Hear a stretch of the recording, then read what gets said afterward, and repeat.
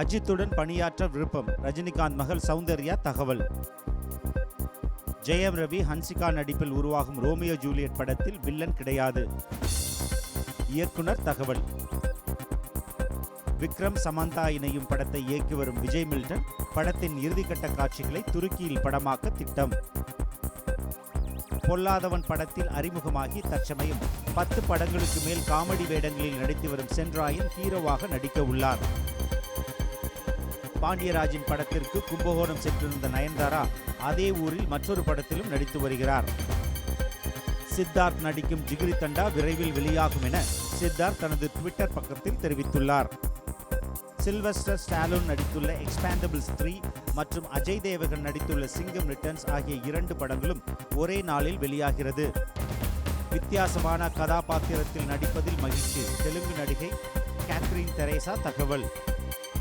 புதுச்சேரியில் கோச்சடையான் திரையிடப்பட்டுள்ள திரையரங்குகளில் மீண்டும் சீல் வைப்பு, 3D கண்ணாடிகளுக்கு கூடுதல் கட்டணம் வசூலித்ததாக புகார். ஹிந்தியில் வெளியான ஹாலிடே திரைப்படம் 3 நாட்களில் 50 கோடி வசூல்.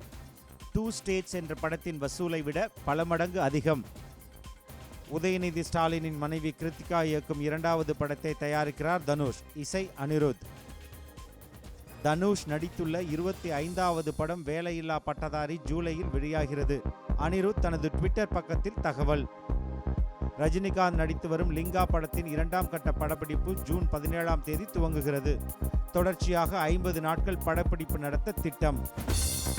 அமிதாப் பச்சன் ரேடியோ தொகுப்பாளராகும் கனவை தான் தகர்த்ததாக தெரிவித்துள்ளார் அமின் சயானி. இந்தி நடிகர் திலீப் குமாரின் வாழ்க்கை வரலாறு புத்தகத்தை வெளியிட்டார் அமிதாப். விழாவில் அமீர்கான் மற்றும் தர்மேந்திரா பங்கேற்றனர். பலாத்கார வழக்கில் குற்றம் சாட்டப்பட்ட இந்தி நடிகர் இந்தர் குமார் ஜாமீனில் விடுப்பு. ஹாலிவுட் காமெடி நடிகர் ட்ரேசி மார்கனின் விபத்தில் லாரி ஓட்டுநரின் தவறே காரணம், நீதிமன்றத்தில் இன்று ஆஜர். ஷங்கர் இயக்கி வரும் ஐ படத்தில் ஐஸ்வர்யா ராயின் மேக்கப் மேன் ஒஜாஸ் ரஜானி நடிக்கிறார்.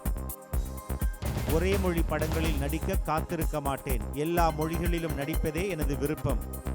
பரதேசி படத்தில் நடித்த மாதா அமிர்தமாயியை மோகன்லால் அமெரிக்காவில் சந்தித்தார்.